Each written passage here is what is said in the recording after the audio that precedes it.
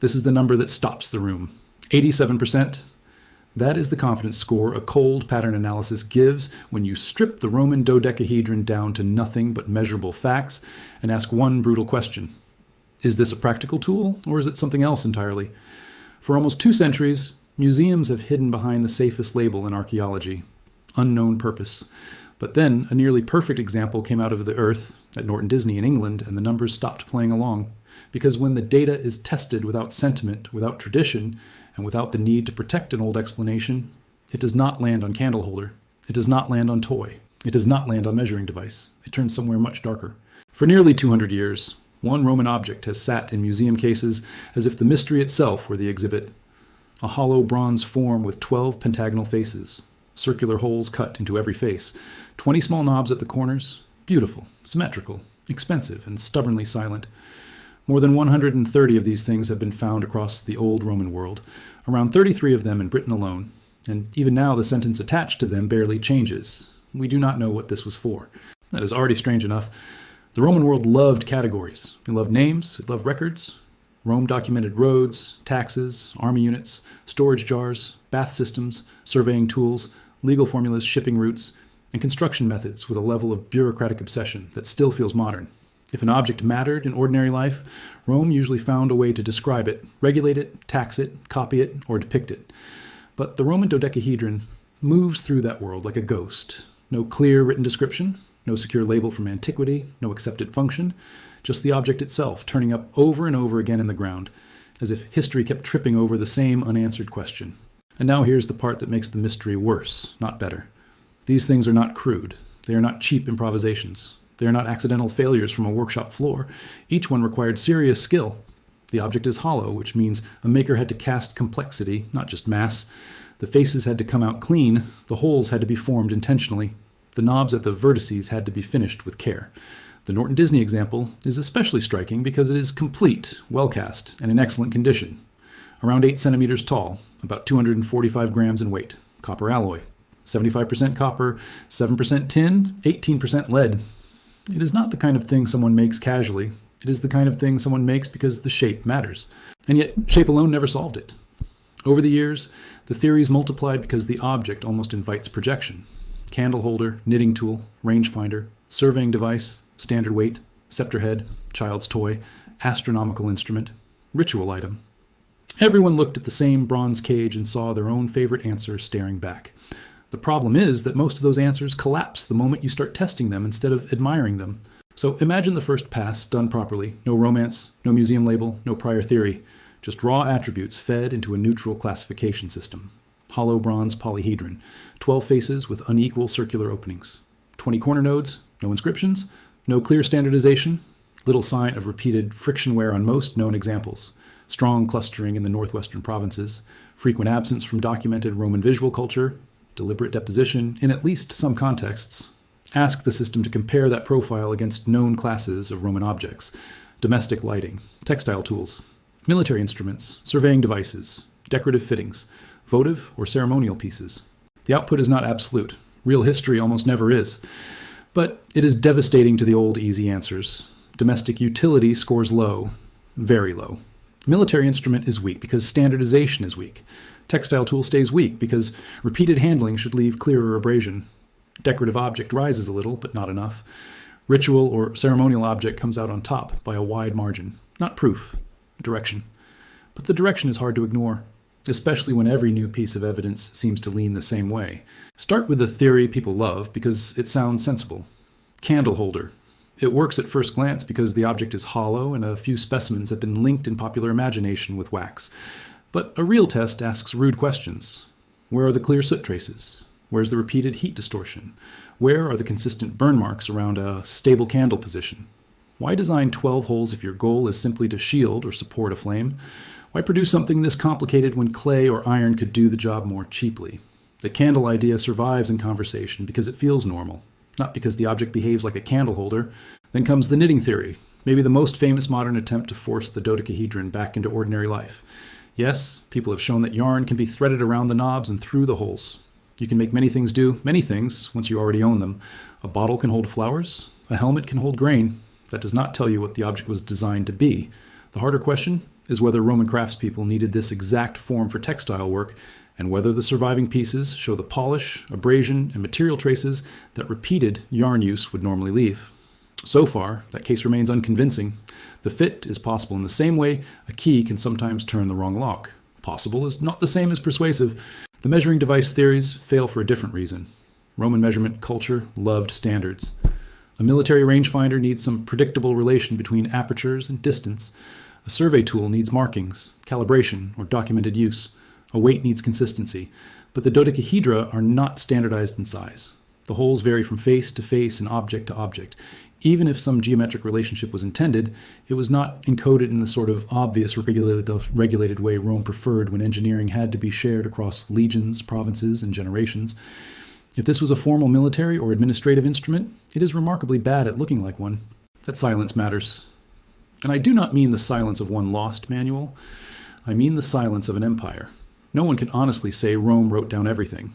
History does not work that neatly, but this object is still difficult to excuse. The Romans wrote about recognized surveying tools. They depicted recognizable domestic objects. They loved visual repetition. If a strange bronze polyhedron had played a stable, empire-wide role in ordinary life, the total absence of a secure, ancient explanation becomes harder to defend with each new find. The object Rome never explained is already telling you something before you even ask what it did. Now bring in Norton Disney, because this is where the mystery stops being an abstract museum problem and becomes a forensic problem. The Norton Disney History and Archaeology Group found the object in 2023 while excavating a Roman site near a villa in the Fosse Way. It was not a glamorous treasure hunt. It was trench work, soil, patience, context. And that context is the reason archaeologists cared so much. This example was not just beautiful. It was found in situ, deliberately placed in an archaeological layer that can be studied. That matters because many ancient objects surface without a clean story. They are dug up by chance, moved by farming, separated from their original setting. Norton Disney gives researchers something rarer than the object itself. It gives them placement. The object appears to have been set into a quarry pit with Roman pottery and other material, then buried and left. That single fact changes the emotional temperature of the whole case. Lost objects scatter. Cached objects cluster with obvious valuables. Scrap metal gets broken, melted, reused. But a complete bronze dodecahedron placed carefully into the ground and never recovered begins to feel less like accident and more like intention.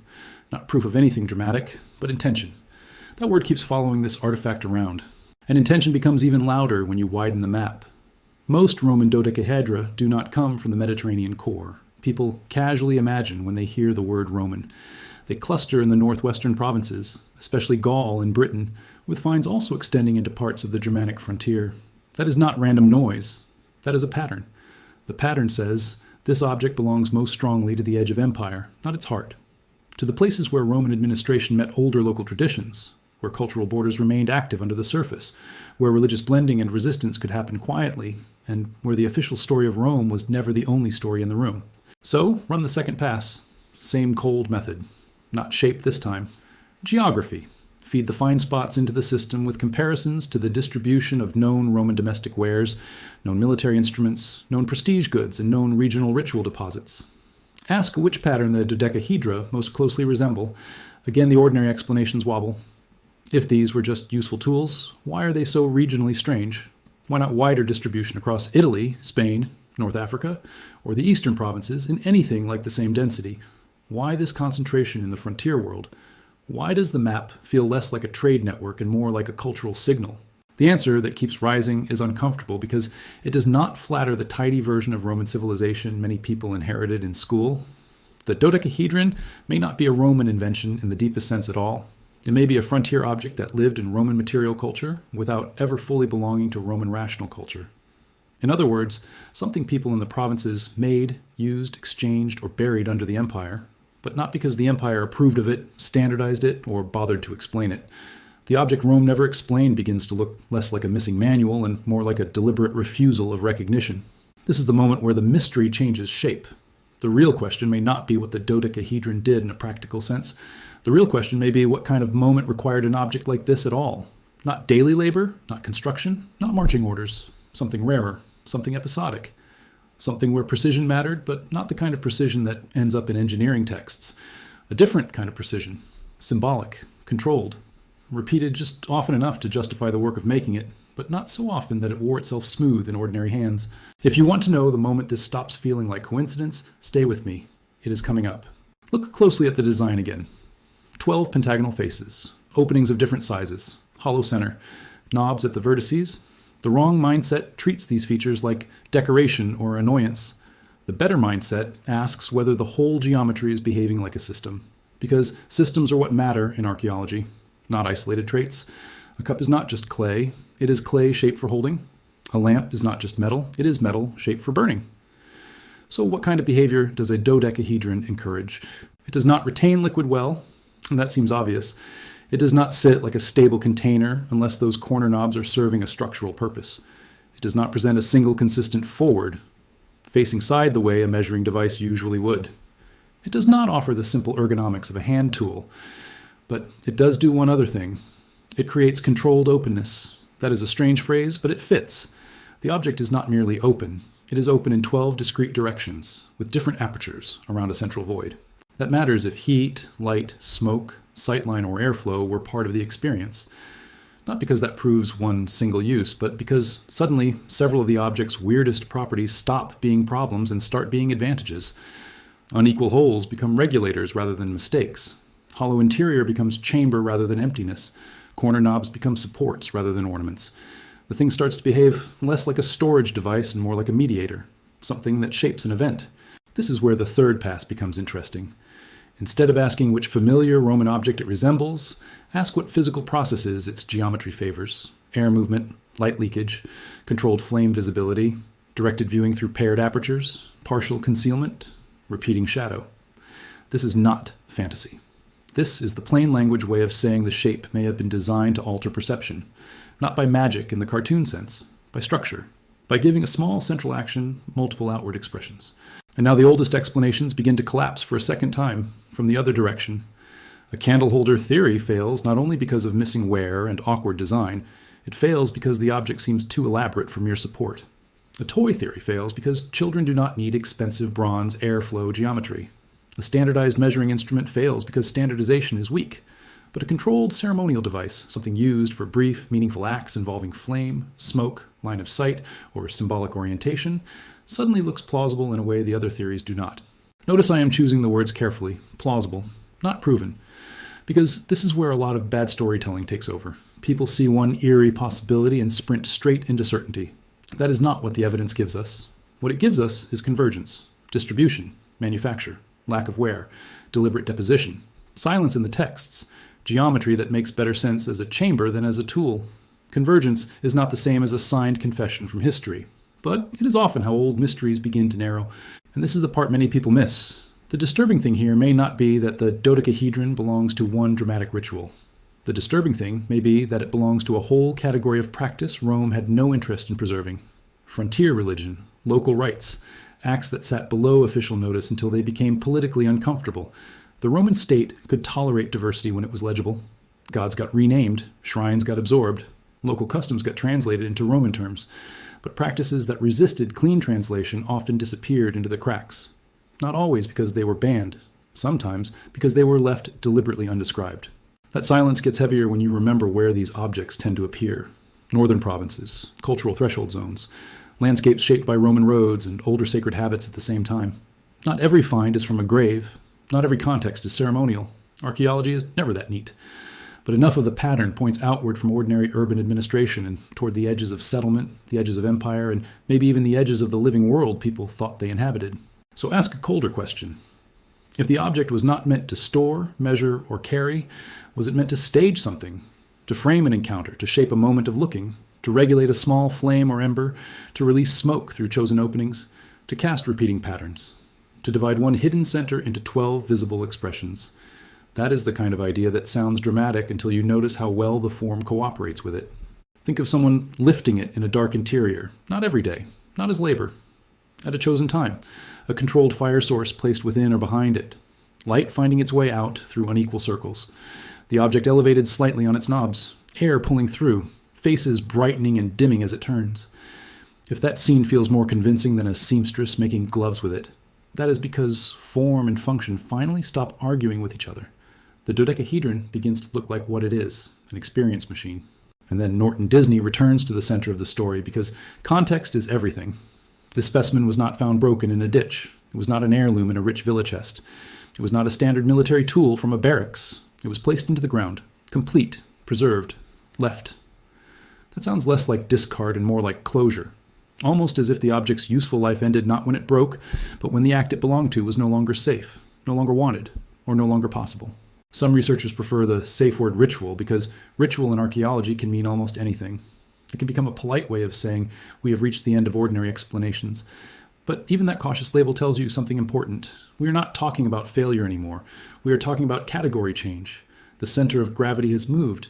The object Rome never explained is no longer being dragged back toward household life. Household life is being asked to step aside. So let the AI device do its real job now, not to replace human judgment, to expose which assumptions were human all along. When the system is given only measurable features, it does not care that museums prefer modesty. It does not care that one theory sounds reassuring and another sounds unsettling. It asks what pattern the object matches.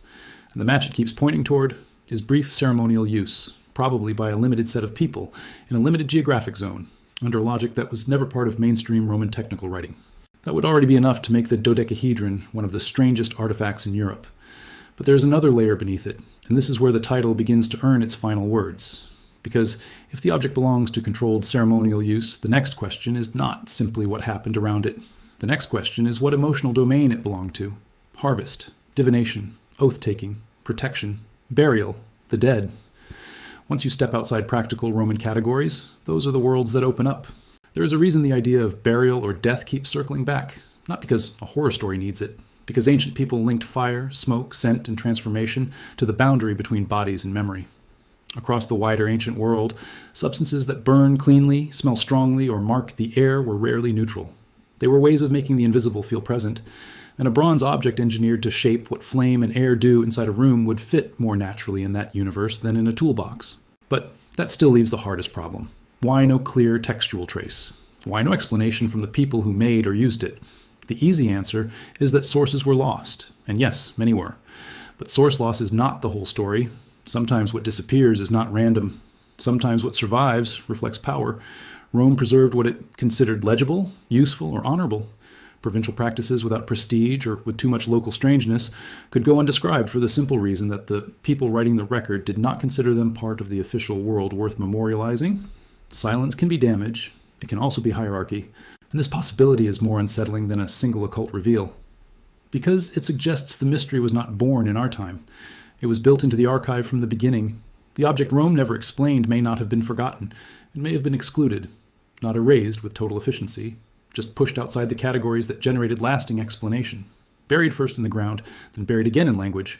When you see it that way, the dodecahedron stops being a lonely oddity and starts becoming evidence of a blind spot, a frontier technology of meaning, not technology in the modern digital sense, technology in the older human sense, a crafted system that reliably produces an effect. Social, visual, emotional, ceremonial. The people who used it may not have written a treatise on airflow or perception. They did not need to. Knowledge does not become less real because it is transmitted by practice instead of text. And that may be the most important turn in the whole story. We are trained to think advanced knowledge always announces itself in the language of science, administration, or engineering.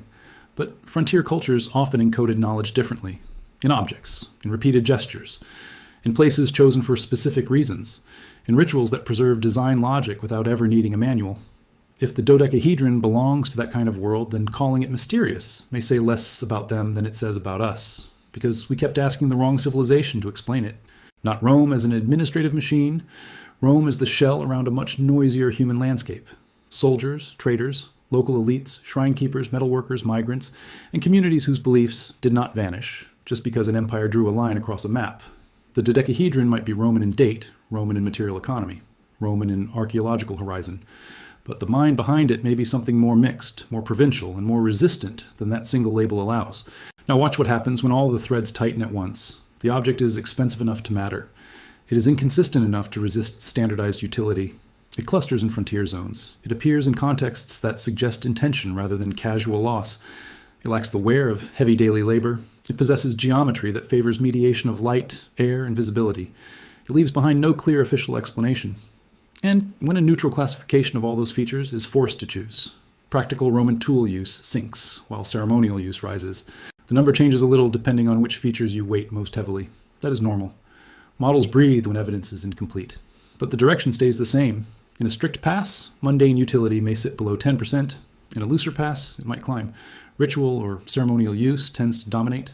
In the reconstruction that makes the least heroic assumptions, the strongest category reaches that same chilling number from the beginning, 87%. Sit with that. That does not mean we have solved the object down to one sentence. It means we have crossed a line. The old framework is no longer the default. We are no longer asking which household chore created this shape. We are asking what human threshold did. That shift sounds academic, but it changes everything.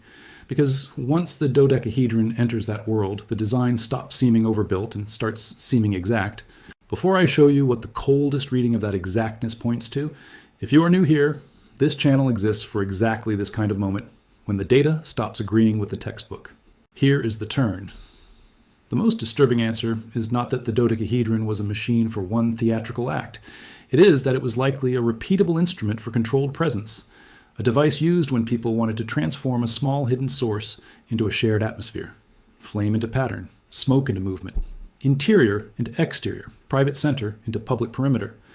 If that sounds abstract, it is because the ancient purpose was probably emotional before it was verbal. The object did not just do something, it made a room feel that something was happening. And yes, that pulls the mystery closer to death, divination, or contact with what communities believed lay beyond ordinary sight. Not because we have a text spelling it out, because those are precisely the zones of life where shaped fire, scent, smoke, concealment, and symbolic geometry repeatedly matter in ancient cultures. The object is not built to preserve substance, it is built to express it. That difference is everything. Preservation is for storage. Expression is for ceremony. Now think about the knobs again.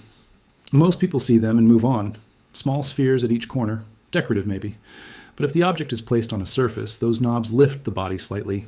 They create breathing room beneath the lower faces. In a practical tool, that feature is odd. In a small chamber interacting with flame or ember, it becomes meaningful, not definitive, meaningful. The same is true of the unequal holes. In a measuring tool, they are irritating inconsistency. In a symbolic or sensory device, they are tuned outlets, not chaos, variation with purpose. This is why so many practical explanations now feel smaller than the object itself. They reduce complexity where complexity seems to have been the point. A cheap household implement solves a problem efficiently. The dodecahedron does something stranger. It spends skill to create ambiguity from every angle, and yet the ambiguity is disciplined. Nothing is random. Everything repeats. 12 faces, 20 points, hollow center. This is not the mess left behind by trial and error. It is the confidence of a design tradition we no longer speak fluently. And that is where the title turns from click to meaning. What has really been discovered may not be a final one-line museum label. It may be something more historically unsettling. The Romans were living beside a category of objects they either could not fully absorb or chose not to explain. A technology of ritual precision survives in the archaeological record, but not in the authorized voice of the empire. The gap is not trivial. It is political. It tells you whose knowledge became history and whose knowledge had to survive as silence. Once you accept that, the object's emotional force changes. You're no longer staring at a cute puzzle from antiquity. You're staring at evidence of a missing worldview. A worldview in which bronze geometry, controlled flame, and chosen contexts could combine into an event important enough to repeat, expensive enough to cast, and private enough to bury. The dodecahedron is disturbing because it suggests a live tradition sitting just outside the frame of what Rome found worthy of explanation. Not nonsense, not primitive confusion. A real design logic, durable enough to survive in metal and invisible enough to evade the official page. That also explains why the object keeps drawing bad answers. We keep trying to decode it with the wrong instincts. We ask what job it performed. We ask what hand task it simplified. We ask how many centimeters it measured. But some objects are not there to make work easier. Some are there to stage meaning so effectively that the people using them do not need to explain them in words. Everyone present already knows what the object is for. It is the outsiders who stand there confused, and we are the outsiders now. The Norton Disney specimen matters because it drags this truth out of abstraction. It is local, it is datable, it is complete. It was not found as a rumor, it was found in the ground by patient excavation in a context researchers can keep testing.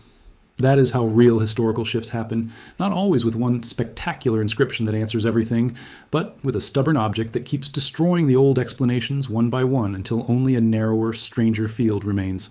Some people will still insist it must be something practical because the alternative makes them uneasy. That reaction is part of the story too. We prefer ancient people when they resemble us at our most organized. Engineers, accountants, road builders, administrators. We get nervous when their artifacts hint at private ceremonial worlds layered beneath the official one. But human societies have always lived in both places at once. The ledger and the fire, the tax record and the shrine, the road and the threshold. The dodecahedron seems to come from the threshold. So what was it really used for? Here is the closest answer the evidence can defend without lying. It was most likely not a mundane tool of Roman daily life. It was most likely a ceremonial object from the northwestern frontier, designed to shape flame, sight, or atmosphere during highly controlled episodes, and important enough to be crafted carefully, used selectively, and in some cases buried deliberately. That is the answer the cold analysis keeps returning to. Not certainty, coherence. And coherence is often the first honest form of discovery. If you want the sharpest version, here it is.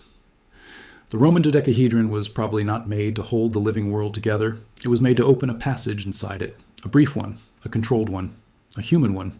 Between people, memory power and whatever they believed waited just beyond ordinary sight. That is why the design is exact. That is why the explanations based on chores keep failing. That is why the object feels wrong in a display case. It was never built for passive viewing. It was built for activation. And suddenly the museum label unknown purpose starts sounding less humble and more revealing. Unknown to whom? Unknown because the evidence is absent, or unknown because the kind of evidence we inherited was never built to preserve this kind of act. Those are not the same thing. The object Rome never explained is forcing that distinction into the open.